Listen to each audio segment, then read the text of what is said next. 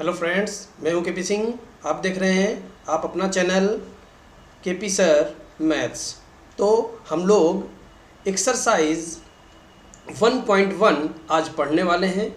हम लोगों ने पिछली क्लास इसका इंट्रोडक्शन लिया था, इंट्रोडक्शन को पढ़ा था, जानकारी ली थी और उम्मीद है कि आप लोगों को अच्छी तरीके से समझ में भी आ गया होगा।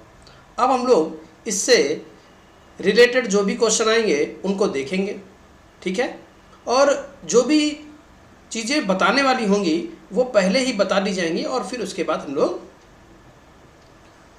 उनको हल करेंगे, ठीक है। जैसे यहाँ पर पहला क्वेश्चन आपके सामने है, थोड़ा सा बड़ा कर लेते हैं, ठीक है। और क्या कह रहा है पहले क्वेश्चन में, निम्नलिखित संख्याओं का एचसीएफ का मतलब आप जानते हैं मासा होता है, ज्ञात करने के लिए यूक्लिड विभाजन एल्गोरिथम का प्रयोग कीजिए, ठीक है। और उसमें पहला पार्ट हमको दे रखा है 135 और 225। तो सबसे पहले यूक्लिड विभाजन प्रमेय है क्या, ये आप जान लीजिए, एल्गोरिथम जिसको बोलते हैं। तो यूक्लिड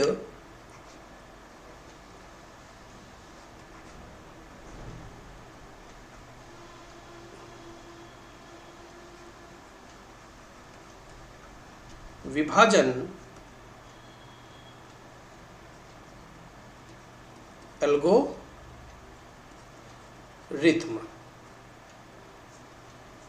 तो यहां से समझिए कि किसी भी भाग के प्रश्न में हम लोगों के पास एक फॉर्मूला होता है, भाज्य बराबर भाजक गुणे भागफल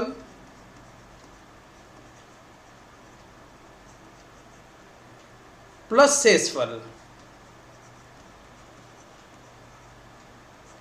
यानी किसी भी पूर्णांक को हम भाज्य बराबर भाजक गुणे भागफल प्लस शेषफल के रूप में लिख सकते हैं, ठीक है। जैसे हमने यहाँ पर देखा कि अगर हम 2 से 5 को भाग करें तो 2 दूनी 4 और शेषफल 1 आता है। यानी इस 5 को हम लोग क्या बोलते हैं, भाज्य बोलते हैं। यहां पर हम लिख भी देते हैं ताकि आप पहचान भी सकें,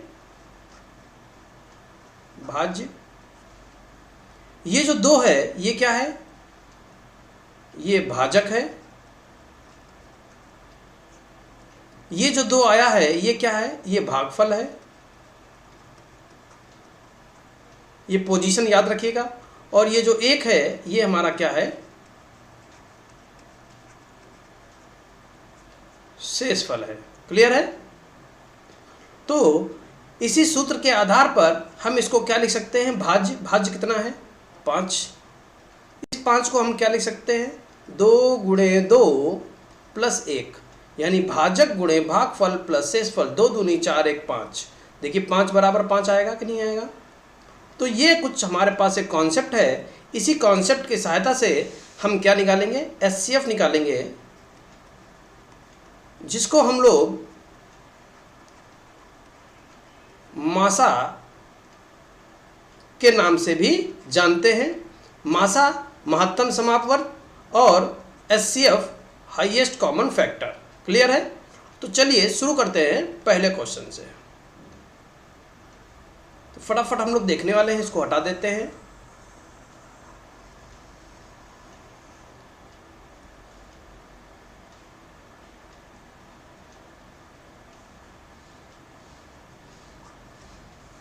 तो पहले प्रश्न में क्या दे रखा है, पहला प्रश्न है 135 और 225।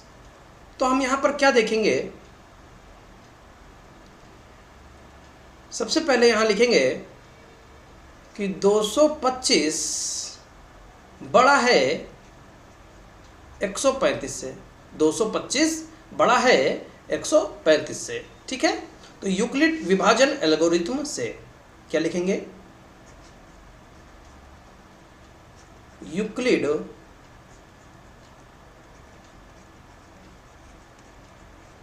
विभाजन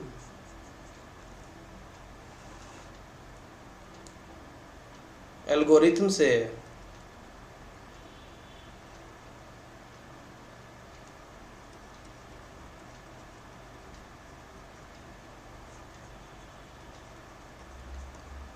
तो देखिए, इसको हम यहाँ पर लिखते भी चलते हैं ताकि आपको कोई कन्फ्यूजन ना हो। ऐसे आप रफ में कर सकते हैं। 135 छोटा है इसलिए 135 से भाग करेंगे किसको, 225 को। तो 135 से कम 135 बचेगा यहाँ पर 90। अब देखिए इसी को हम यहाँ लिखने जा रहे हैं। क्या लिखेंगे, 225 बराबर 135 गुणे 1 प्लस 90। क्लियर। भाज्य बराबर भाजक गुणे भागफल प्लस शेषफल। क्या क्लियर हुआ। 225 को बनाएंगे, कैसे बनाएंगे, 135 की सहायता से बनाएंगे। और 135 का पहाड़ा पढ़िए कि 225 बन जाए तो 135 से कम 135 और प्लस 90। वैसे फिलहाल तो हम लोग यहाँ से नकल करके लिख रहे हैं, लेकिन समझाने का तरीका ये है। यहाँ से भी आप समझ सकते हैं, और अगर आपको यहाँ से ना समझ में आए तो आप ऐसे करके बनाते चले जाइए और आपका आंसर आता चला जाएगा। अब यहाँ पर देखिए शेषफल कितना आया है, 90 आया है। और हमको इसी शेषफल पर नज़र रखनी है, और तब तक नज़र रखनी है जब तक ये जीरो ना बन जाए। जिस समय हमारा ये जीरो बन जाएगा बस उसी समय हमारा आंसर आ जाएगा। क्लियर है। तो यहाँ लिख देंगे चूंकि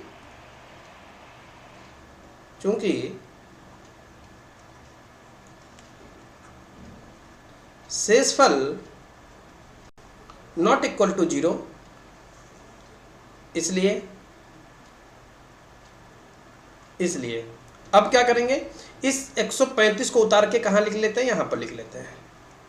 90 का पहाड़ा पढ़ेंगे, 90 कम 90 बचा कितना, 45 बचा। तो अब इसको यहाँ पर लिखना है। तो 135 बराबर 90 गुणे 1 प्लस 45। क्लियर है। क्या इतनी बात सबको क्लियर है। आगे बढ़ जाते हैं। अब देखिए क्या यहाँ पर फिर से शेषफल हमारा जीरो आया है, नहीं आया। तो फिर लिख देंगे चूंकि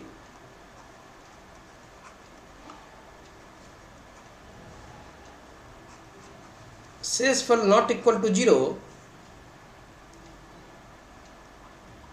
इसलिए इस 90 से हम आगे बढ़ेंगे। 90 बराबर, अब देखिए यहाँ पर क्या करते हैं, इस 45 से इस 90 को भाग करेंगे तो 45 दूना 90 आ जाएगा और पूरा पूरा कट जाएगा। तो अब हमको क्या करना है, इस 45 से इस 90 को बनाना है। तो 45 यहाँ लिखेंगे और 45 दूना 90 और प्लस 0। क्लियर। वही स्टेप जो यहाँ पर करते हैं वही यहाँ पर लिख देते हैं। ठीक है।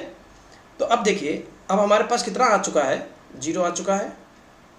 कितना आ चुका है, 0। तो लिखेंगे चूंकि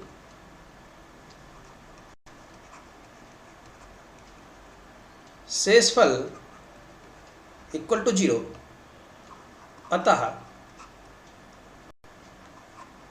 मासा बराबर कितना हो जाएगा, मासा। यहाँ पर भी ध्यान रखने वाली बात है, मासा हमारा ये आंसर आता है।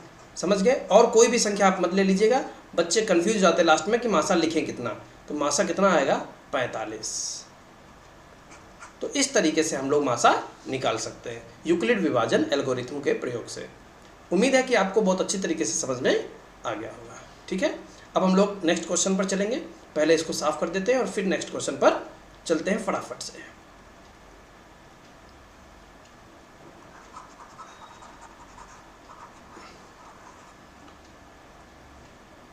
ठीक है। अब देखिए दूसरा वाला क्वेश्चन बिल्कुल सेम वैसे ही लगाएंगे। तीसरा आपको हम होमवर्क दे देंगे, इसलिए ध्यान से देखिएगा। क्या दे रखा है, 196 और 38 220। 3 बार बना दिया, हटाते हैं इसको। 38 220। क्लियर। ठीक। अब इन दोनों संख्याओं में तो सबसे पहले हम क्या लिखेंगे, चूंकि 38 220 बड़ा है 196 से 38,220 बड़ा है, किससे बड़ा है? 196 से। इसलिए हम क्या करेंगे, इस 196 से बनाएंगे।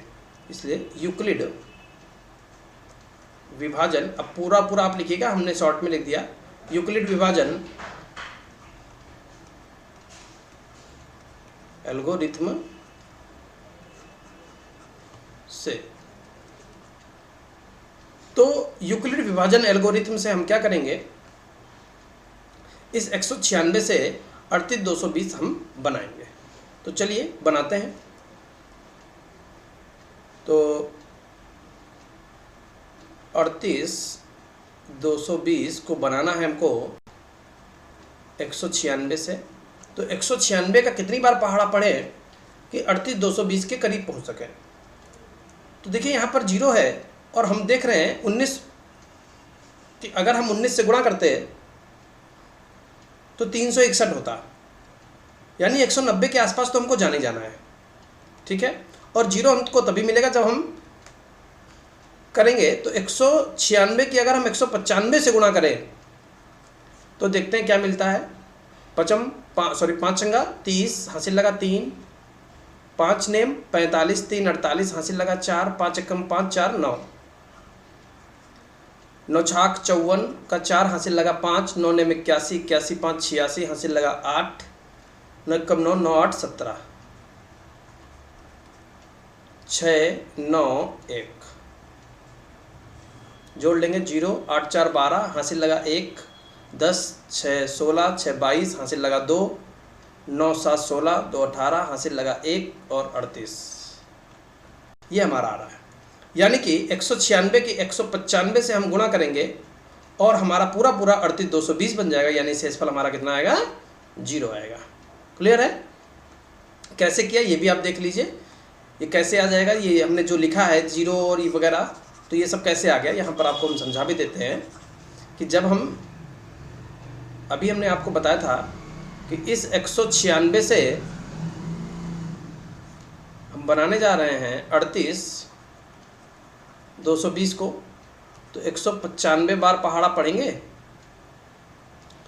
और अगर ऐसे नहीं समझ में आ रहा तो आप धीरे धीरे भी बना सकते हैं। ठीक है, तो अब देखिए, तो यहाँ पर कितना आ जाएगा? 38,220 आ जाएगा। शेषफल हमारा 0 बचेगा। क्लियर? अब आप कहेंगे कि हम इतना बड़ा पहाड़ा एक साथ कैसे पढ़ लें, तो उसका भी तरीका है, वो भी हम आपको बता देते हैं। सब कुछ बताएंगे, परेशान मत होइए, सब कुछ बताएंगे। रटने वाला कोई काम नहीं है, समझने वाला सारा काम है। टाइम कितना भी लग जाए, बस समझ में आना चाहिए। चलिए उसका पहाड़ा देखते हैं। तो 196 का पहाड़ा पढ़ो कि 382 बन जाए। तो 196 दूना तो ज़्यादा हो जाएगा, तो हमने सोचा कि एक बार ही पहाड़ा पढ़ते हैं। तो 196 एकम 196, 2 बार पढ़ेंगे तो ज़्यादा हो जाएगा। तो इससे हासिल यहाँ 12 12 में से 6 गए, 6 बचा। यहाँ हुआ 7, इससे हासिल यहाँ हुआ 17, 17 में से 9 गए, 9 8 17, 8 बच गया। यहाँ हुआ 2, 2 में से 1 गया 1, 186 बच गया। अब तो पहाड़ा पढ़ा नहीं जाएगा, इसलिए हम इस 2 को उतार लेंगे। ठीक है, तो 196 का कितना बार पहाड़ा पढ़ें कि हम यहाँ पर पहुँच जाए? तो अगर हम 10 बार पहाड़ा पढ़ लेंगे तो 1960 बन जाएगा, लेकिन 10 बार नहीं पढ़ेंगे, 9 बार पढ़ सकते हैं। तो 9 छाक 54, हासिल लगा 5, 9 नेम 81, 81 5 86, हासिल लगा 8, 9 एकम 9, 9 8 17। ये हमारे पास आ गया। अब इनको भी घटा लेंगे हम। तो इससे हासिल यहाँ 12 12 में से 4 गए, 8 बचा। यहाँ हुआ 5, इससे हासिल यहाँ 15 15 में से 6 गए, 9 बचा। यहाँ 0 उतार लेंगे। तो 196 पंचे 5 बार पहाड़ा पढ़ेंगे तो कितना आ जाएगा? 980 आ जाएगा। देखिए पूरा पूरा कट गया। तो 195 से पूरा पूरा कट गया है, इसलिए हमने इसको ऐसे लिख लिया। क्लियर है? कोई भी कन्फ्यूजन नहीं है, बस ऐसे लिख लेंगे। अब यहाँ पर सीधे सीधे लिखेंगे, चूँकि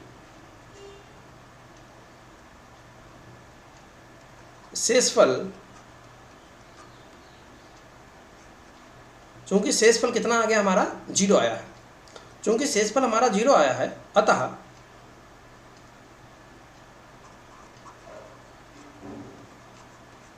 मासा हमारा कितना हो जाएगा? 196। याद रखिएगा 195 लिख देते हैं बच्चे, 195 लिख देते हैं जो गलत होगा। मासा हमारा 196 बनेगा, तो 196 हमारा आंसर आ गया। तो इस तरीके से हम इस क्वेश्चन को लगा सकते हैं।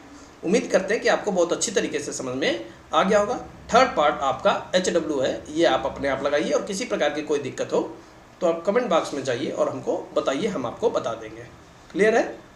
तो ऐसे आप लगाइए, आप लगा ले जाएंगे। थोड़ा बहुत होमवर्क तो आपको लेना ही चाहिए, मेरा ये मानना है। बाकी आपको किसी प्रकार की दिक्कत हो जरूर पूछिएगा। चल देते हैं नेक्स्ट क्वेश्चन पर, क्या कह रहा है। क्वेश्चन लिखा हुआ है, अच्छा क्वेश्चन है।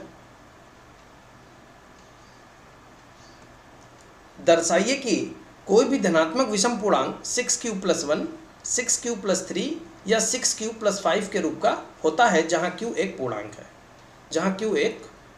है, ठीक है। तो देखिए, अभी हमने आपको पिछले क्वेश्चन में समझाया था कि यूक्लिड ने किसी भी संख्या को लिखने का क्या तरीका बताया है, ठीक है। तो यहां पर हम मान लेंगे, सबसे पहले माना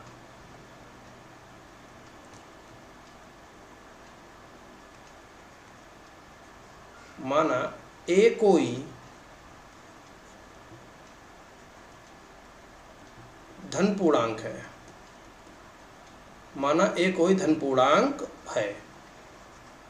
अगर ए कोई धन पूर्णांक है तो इस ए को हम यूक्लिड विभाजन प्रमेयिका से क्या लिख सकते हैं। तो यूक्लिड विभाजन प्रमेयिका से, अब यूक्लिड विभाजन प्रमेयिका से हम इस ए को क्या लिख सकते हैं, किसी भी पूर्णांक को हम इस रूप में लिख सकते हैं, a बराबर 6q+r, जहां r बराबर 0, 1, 2, 3, 4, 5। अब आप कहेंगे कि ये कैसे लिख सकते हैं। बिल्कुल भी लिख सकते हैं, किसी भी संख्या को भाज्य बराबर भाजक गुणे भागफल प्लस शेषफल के रूप में हम लिख सकते हैं। उसी के आधार पर हमने ये लिखा है। अब देखिए कैसे लिखा है। अब और r की वैल्यू 0 से लेकर 5 तक ही क्यों है, कैसे पता चला। तो ये सारी चीज़ें बताने के लिए कुछ एग्जाम्पल हम यहाँ पर उठाएंगे और आपको एग्जाम्पल के तौर पर यहाँ पर सिखाने की कोशिश करेंगे। घबराइएगा बिल्कुल मत, अभी आपको समझ में आने वाला है। जैसे मान लीजिए हमारे पास कोई संख्या 4 है और इस 4 से हम 4 को भाग कर रहे हैं, तो 4 एकम 4 पूरा पूरा कट गया, शेषफल कितना आया, 0 आया। फिर हम इस 4 से 5 को भाग कर रहे हैं, 4 एकम 4, 1 बचा। फिर 4 से 6 को भाग कर रहे हैं, 4 एकम 4, 2 बचा। फिर 4 से 7 को भाग कर रहे हैं, 4 एकम 4, 3 बचा। फिर इस 4 से 8 को भाग कर रहे हैं, 4 दूनी 8, 0 बच गया। क्लियर? क्या क्लियर है आपको? देखिए अब यहाँ पर समझिए कि जब 4 से हम भाग कर रहे हैं तो शेषफल 0 बचता है, 1 बचता है, 2 बचता है, 3 बचता है और फिर 4 नहीं बचता, फिर आगे 0 से स्टार्ट हो जाता है। यानी कि शेषफल जो हमारा है वो कभी भी भाजक से बड़ा नहीं हो सकता और उसके बराबर नहीं हो सकता। ठीक है, ये भाजक होता है तो शेषफल कभी भी भाजक से बड़ा और बराबर नहीं हो सकता। और यहां पर हम a को 6q+r के रूप में लिख सकते हैं, यानी 6 क्या है, हमारा भाजक है। और इस भाजक को लिखने के लिए यहां पर हम क्या बता रहे हैं, ये शेषफल बता रहे हैं r।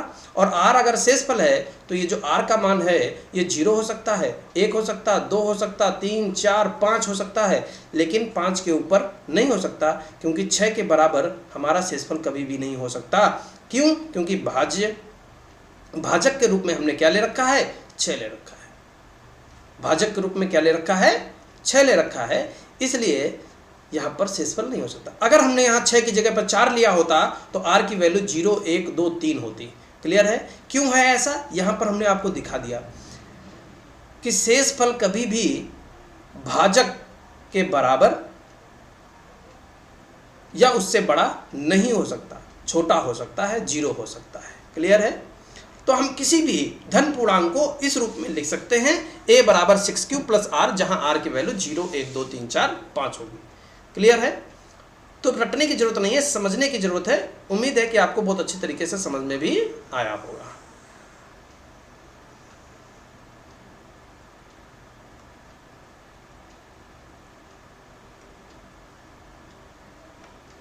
आगे बढ़ते हैं, इसको हटा दिया, ठीक। और देखिए अब क्या करेंगे,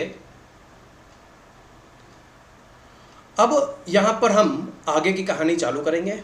अब r की वैल्यू हम धीरे धीरे उठाकर रखने वाले हैं। कैसे रखेंगे? देखिए, जब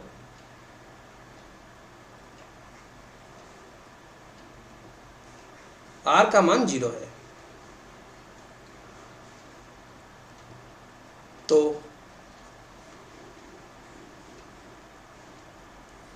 a बराबर 6q प्लस 0 हो जाएगा। r का मान 0 है इसलिए r का मान रख दिया। कहाँ रखेंगे? हर बार यहीं पर रखेंगे। तो इसको हम क्या लिखेंगे? a बराबर 6q। ठीक है, जो एक समधन पूर्णांक है, समधन पूर्णांक है। अच्छा, अब आप कहेंगे कैसे पता कि ये समधन पूर्णांक है? सम इसलिए है क्योंकि ये संख्या 2 से विभाज्य हो रही है, 2 से कट रही है, और जो भी संख्या 2 से कट सकती है उसको हम लोग सम संख्या मानते हैं।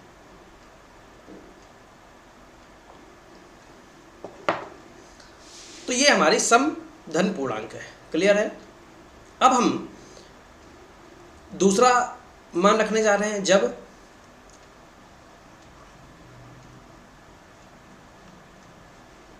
r बराबर 1।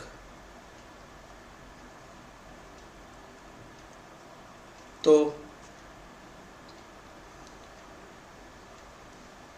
a बराबर 6q प्लस 1। ठीक है, a बराबर क्या हो जाएगा? 6q प्लस 1 हो जाएगा। जो एक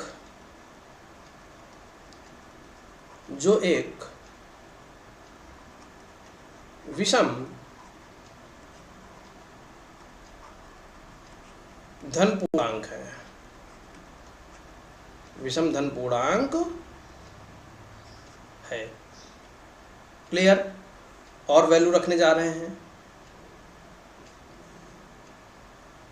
जब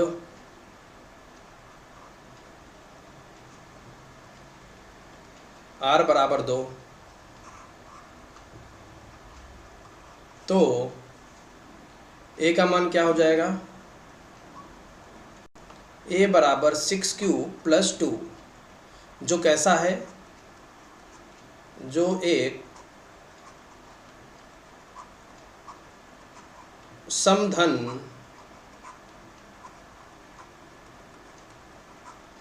पूर्णांक है, जो एक समधन पूर्णांक है। क्लियर? अब आगे देखिए, r की वैल्यू 3 रखेंगे, 4 रखेंगे, 5 रखेंगे, सारी रखेंगे। जब r बराबर 3 तो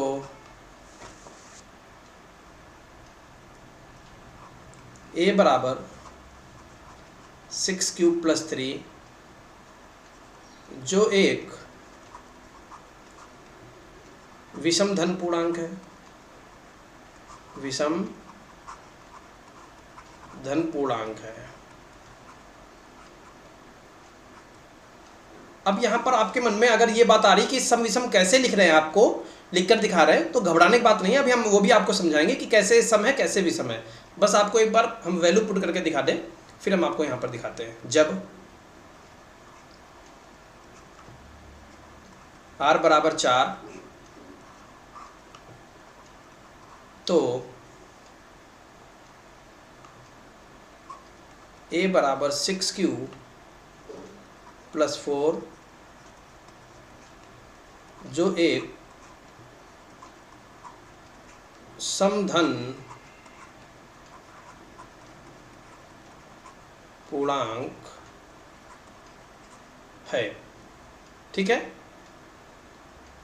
अब लास्ट वैल्यू रखने जा रहे हैं।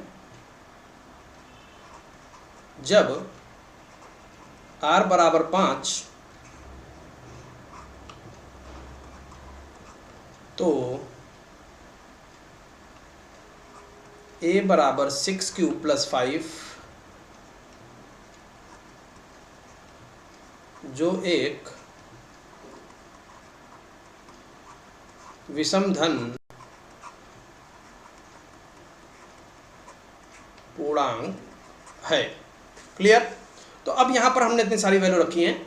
हम थोड़ा सा छोटा करना चाहते हैं क्वेश्चन को, बस आपको दिखाई देगा और समझ में भी आएगा। एक स्टेप और छोटा कर लेते हैं।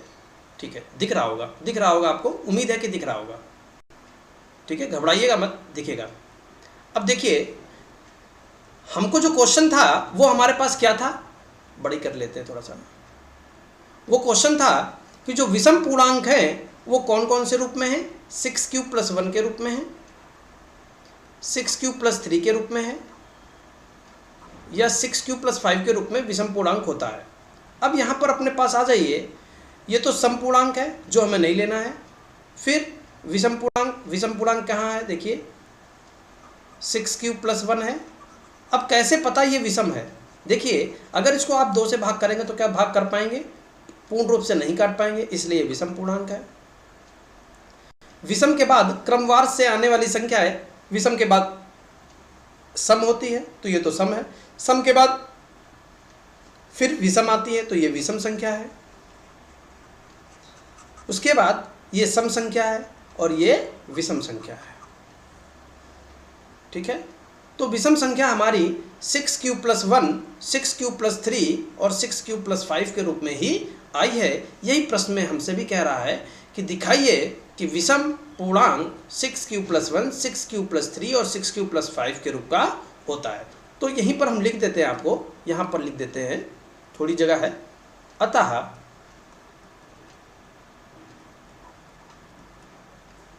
विषम पूर्णांक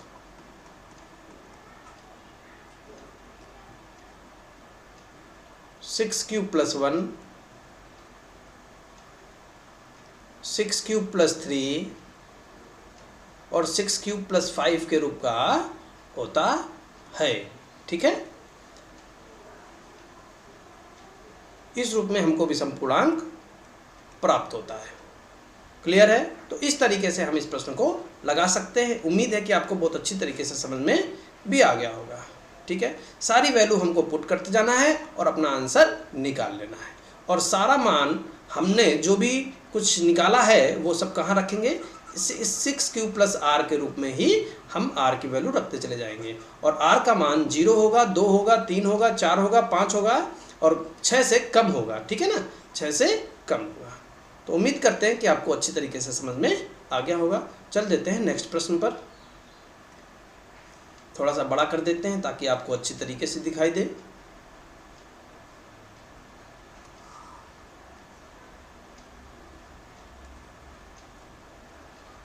हाँ, किसी परेड में 616 सदस्यों वाली एक सेना आर्मी की टुकड़ी को 32 सदस्यों वाले एक आर्मी बैंड के पीछे मार्च करना है। दोनों समूहों को समान संख्या वाले स्तंभों में मार्च करना है। उन स्तंभों की अधिकतम संख्या क्या है जिसमें वे मार्च कर सकते हैं। यानी कि हम यहाँ पर आपको बताते हैं कि हमारे पास एक सेना है जिसमें 616 सदस्य हैं और एक आर्मी बैंड है जिसमें 32 सदस्य हैं। अब इन दोनों को क्रमवार से कुछ ऐसे हमें खड़ा करना है कि 616 लोग भी खड़े हो जाएं और जो 32 लोग हैं वो भी एडजस्ट हो जाएं। ठीक है, तो कितने स्तंभ बनाए जाएं कि वो सभी लोग खड़े हो जाएं। क्लियर है? तो इस तरीके से हम लोग इसको निकालने वाले हैं। तो जब भी दो टुकड़ियों को एक टुकड़ी में शामिल करना होगा तो याद रखिए उनका हम क्या निकालेंगे, मासा निकालेंगे। क्या निकालेंगे? मासा। तो यहां पर लिखेंगे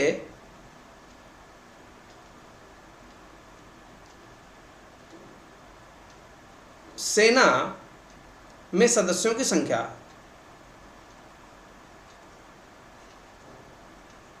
सेना में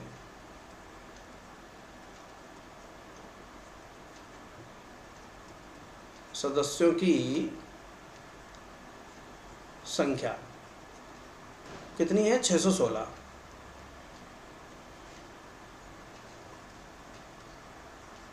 आर्मी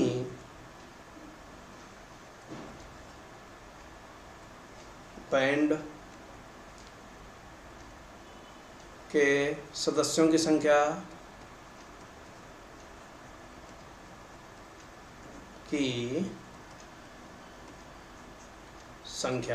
बराबर 32।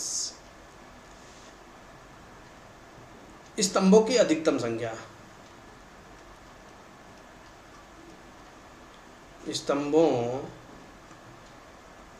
की अधिकतम संख्या। तो स्तंभों की अधिकतम संख्या हमको निकालनी है, तो वो कैसे निकलेगी? वो निकलेगी 616 और 32 का मासा, यानी 616 और 32 का हमें क्या ले लेना है? मासा ले लेना है। क्लियर है? तो इनका हमें मासा लेना है।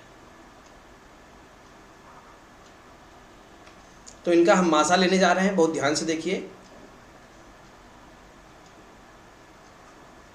32 616, तो 32 का पहाड़ा पढ़िए कि 61 है या 61 से ज़्यादा आ जाए तो एक बार ही पहाड़ा पढ़ेंगे। 32 से कम 32, इससे हासिल 11, 11 में से 2 गए 9, यहाँ हुआ 5, 5 में से 3 गए 2, उत्तर क्या आ गया? 6, 296। अब 32 का पहाड़ा पढ़िए कि 296 आ जाए, तो 9 का 9 दूनी 18, 9 3 27, 9 बार हम ले जा सकते हैं। तो 9 दूनी 18, हासिल लगा 1, 9 3 27, 1 28, तो 88, 8 96 होता है, शेषफल 8 बचेगा। इस 8 से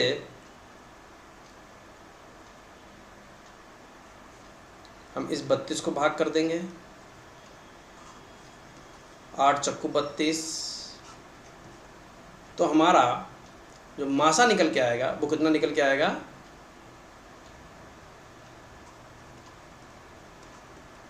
अतः मासा बराबर 8। अगर मासा 8 है तो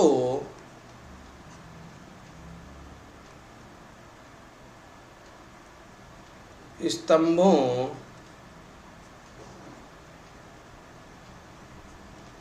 की अधिकतम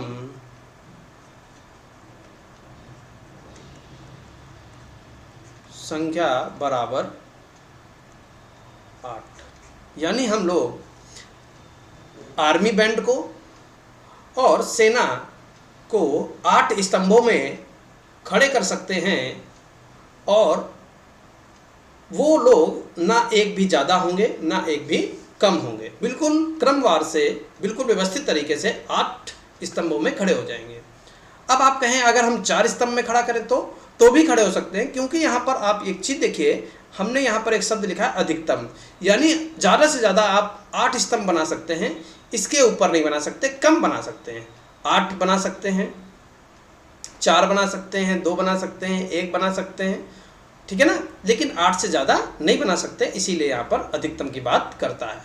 ठीक है, तो इस तरीके से हम इस क्वेश्चन को लगा सकते हैं। चल देते हैं क्वेश्चन नंबर 4 पर, क्या कह रहा है, तो बड़ा कर देते हैं ताकि आपको अच्छी तरीके से दिखाई दे। यूक्लिड विभाजन प्रमेयिका का प्रयोग करके दर्शाइए कि किसी धनात्मक पूर्णांक का वर्ग किसी पूर्णांक m के लिए 3m या 3m+1 के रूप का होता है। तो सबसे पहले हमने आपको अभी बताया था कि हम मान लेंगे, क्या मानेंगे, माना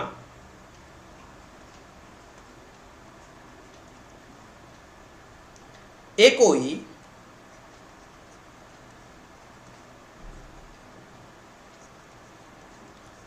धन पूर्णांक है।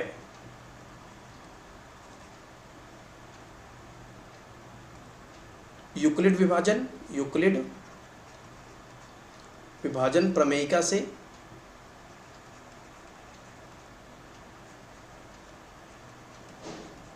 यूक्लिड विभाजन प्रमेयिका से हम इस ए को क्या लिख सकते हैं,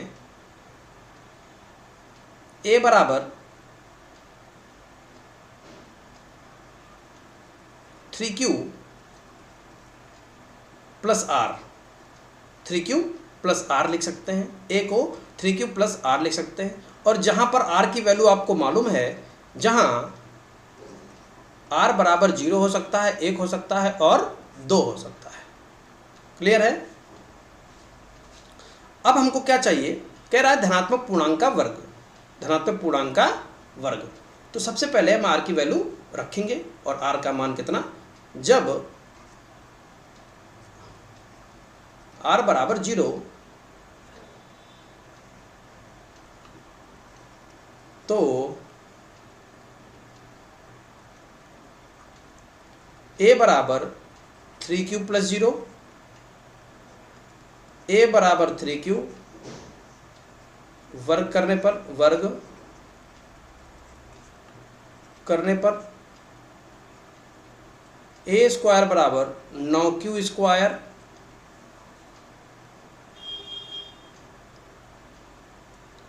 आगे देखिए, ए स्क्वायर बराबर 9q में से 3 बाहर ले लेंगे तो क्या बचेगा, 3q स्क्वायर। तो ए स्क्वायर बराबर 3 और m, जहां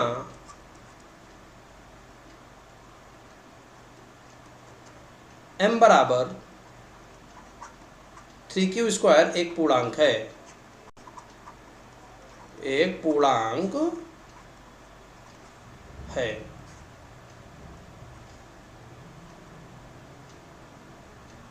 क्लियर? तो इस तरीके से हम लोग इसको लगा सकते हैं। तो ये पहला रूप हमारे पास आ चुका है।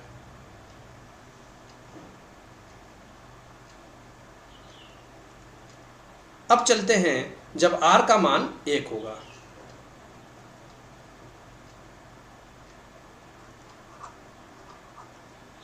जब r बराबर 1, तो जब r का मान 1 होगा तो a बराबर क्या हो जाएगा, a बराबर 3q प्लस 1 होगा। जहां पर 3q प्लस r था वहां पर r की जगह पर 1 रख दिया, और कहाँ था, ऊपर था, अभी आपको दिखाया था ऊपर हमने। हमेशा वैल्यू यहीं पर पुट करेंगे r की, ठीक है। नीचे आ जाते हैं तो दोनों पक्षों में वर्ग कर देंगे, यानी वर्ग करने पर तो वर्ग करेंगे तो क्या हो जाएगा, ए स्क्वायर बराबर 3q प्लस 1 का स्क्वायर, तो ए स्क्वायर बराबर 3 3 9q स्क्वायर प्लस 1 प्लस 3 दूनी 6q, A square plus B square plus 2ab। Clear? A square बराबर 9q square plus 6q plus 1, इन दोनों से हम क्या कर सकते हैं, 3 कॉमन ले सकते हैं। ए स्क्वायर बराबर 3 कॉमन ले लिया तो 3q square plus 2q plus 1। आगे बढ़ जाते हैं, ए स्क्वायर बराबर 3m प्लस 1, जहाँ m बराबर 3q स्क्वायर प्लस 2q एक पूर्णांक है, एक पूर्णांक है। क्लियर? तो ये दूसरा रूप हमारे सामने आ चुका है। अब देख लेते हैं क्या कोई और रूप भी हमसे पूछ रहा है।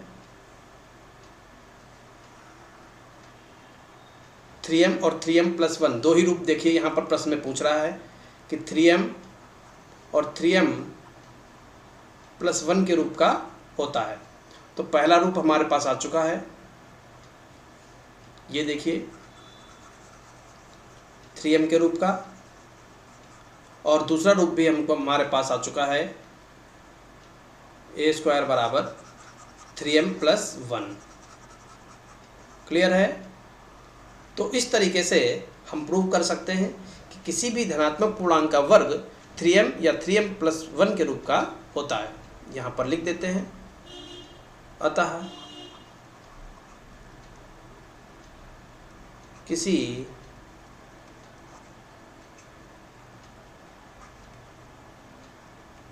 धनात्मक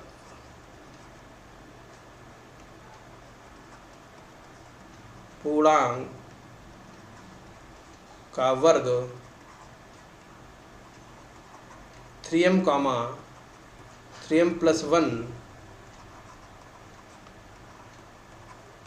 के रूप का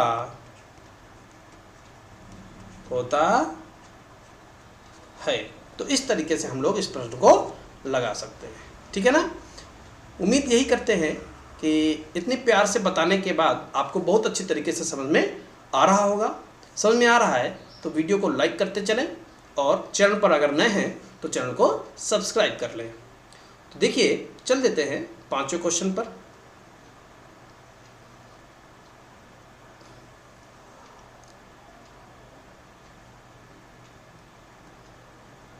क्या कह रहा है पांचवें क्वेश्चन में, यूक्लिड विभाजन प्रमेयिका का प्रयोग करके दर्शाइए कि किसी धनात्मक पूर्णांक का घन कह रहा है। ठीक है? 9m, 9m+1 और 9m+8 के रूप का होता है। ठीक है? तो कोई भी घबराने की बात नहीं है, जैसे करते आए हैं वैसे ही करेंगे, बिल्कुल भी डिस्टरबेंस की ज़रूरत नहीं है। तो सबसे पहली लाइन हम क्या लिखते हैं कि माना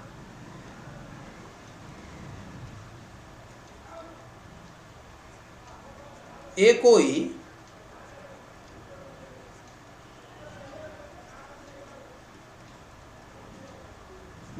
कोई धन पूर्णांक है,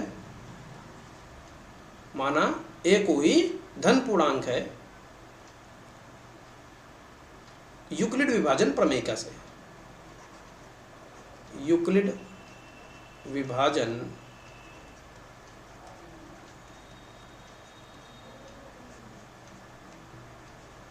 प्रमेयिका से। तो यूक्लिड विभाजन प्रमेयिका क्या कहती है कि किसी भी धन पूर्णांक को हम a बराबर 3q + r के रूप में लिख सकते हैं, जहां r बराबर 0, 1 और 2 होगा। जहां r की वैल्यू क्या क्या हो सकती है? 0 हो सकती है, 1 हो सकती है और 2 हो सकती है। ठीक है? क्या करेंगे जब r का मान 0 है? जब r बराबर 0 तो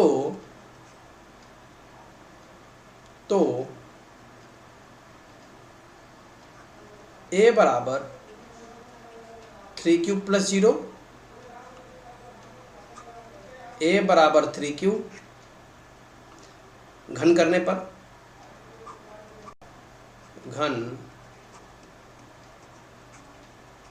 पर तो जब हम घन करेंगे तो क्या मिलेगा?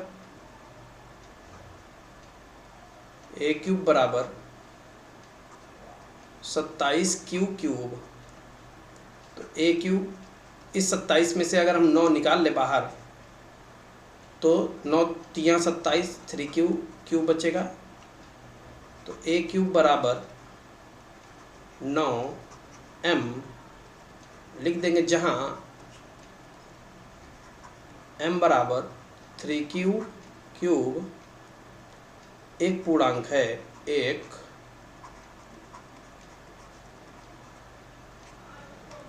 पूर्णांक है। क्लियर? तो ये फर्स्ट रूप हमारे सामने आ गया है।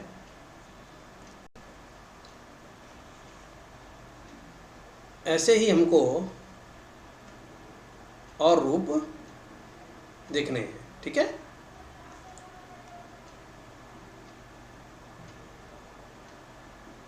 ठीक। तो अब हम लोग क्या करते हैं, r की सेकंड वैल्यू लेते हैं, r का मान 1। फटाफट, जब r का मान 1, और कहाँ रखेंगे, हर बार यहीं पर रखते हैं, यही बात मत भूलिएगा। ठीक है, तो जब r का मान 1, ऊपर किसका लेते हैं, बार बार करने से अच्छा है एक बार ही जगह बना लेते हैं। ठीक,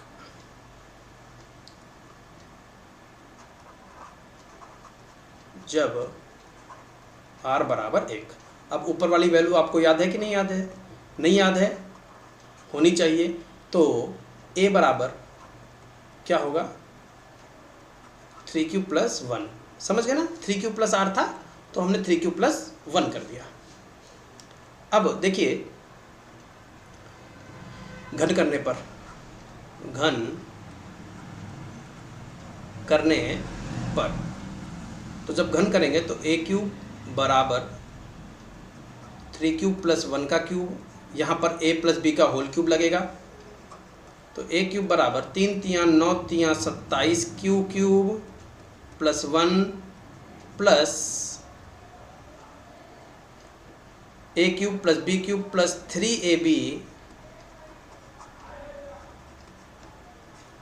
ब्रैकेट में 3q + 1। तो a³ बराबर 27q³ प्लस, देखिए 3 × 9, 9 × 27 q², अंदर गुणा भी कर रहे हैं, प्लस फिर से 3 × 9 q और 1 × 9 = 9 q प्लस 1 ये वाला, ये। क्लियर? अब देखिए, यहाँ से और यहाँ से हम क्या कर सकते हैं, कॉमन ले सकते हैं। कितना कॉमन ले लें, a³ बराबर 9 कॉमन ले लिया, तो 9 × 27 q³ plus 9 × 27 q² plus 9 × 9 q + 1, और a³ बराबर 9m + 1, जहाँ m बराबर क्या होगा, 3q³ 3q² प्लस q, एक पूर्णांक है, एक पूर्णांक है। क्लियर? तो इस तरीके से हम सेकंड रूप इसका निकाल सकते हैं। ठीक है ना? चल देते हैं इसके थर्ड रूप पर। थर्ड रूप देखेंगे,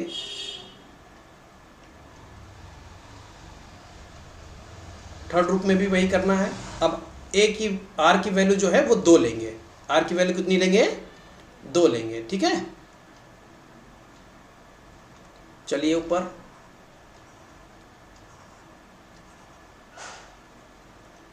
हाँ लिखेंगे, जब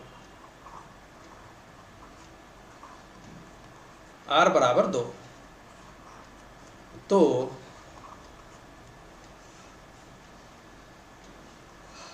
a बराबर 3q + 2, घन करने पर, घन करने पर a³ बराबर 3q + 2 का क्यूब,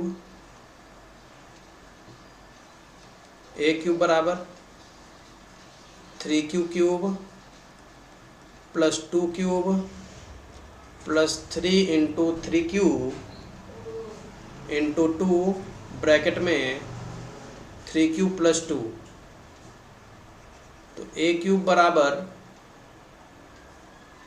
27q³ प्लस, अब देखिए इसको रोक रहे हैं, इनको लिखेंगे 3 × 9 × 2 = 18, 3 × 54, क्यू स्क्वायर प्लस 3 3 9 दूनी 18 दूनी 36 क्यूब प्लस 2 का क्यूब का मान कितना था 8 था। अब देखिए ए क्यूब, इन तीनों से हम क्या कर रहे हैं 9 कॉमन ले रहे हैं, तो 9 कॉमन ले लिया तो 3 Q cube 6 Q square 4 cube plus 8, तो ए क्यूब बराबर 9m प्लस 8, ठीक है ना। जहां m बराबर 3 Q cube plus 6 Q square plus 4 Q एक पूर्णांक है, एक पूर्णांक है। तो ये थर्ड रूप हमारा आ गया है। तो प्रश्न में हमसे यही 3 रूप पूछ रहा था, तो उन तीनों रूपों को हम लोगों ने यहाँ पर निकाल लिया है, ठीक है। तो इस तरीके से इस प्रश्न को हम लोग लगा सकते हैं। और चल देते हैं, एक बार मिला लेते हैं, क्या यही रूप हमको चाहिए थे 9m प्लस 1, देखिए यही रूप है हमारे पास 9m प्लस 1 और 9m प्लस 8, ठीक है ना। तो इस तरीके से हम लोग इस प्रश्न को लगा सकते हैं। तो उम्मीद करते हैं कि जो भी आज आपको पढ़ाया गया है बहुत अच्छी तरीके से समझ में आ गया होगा।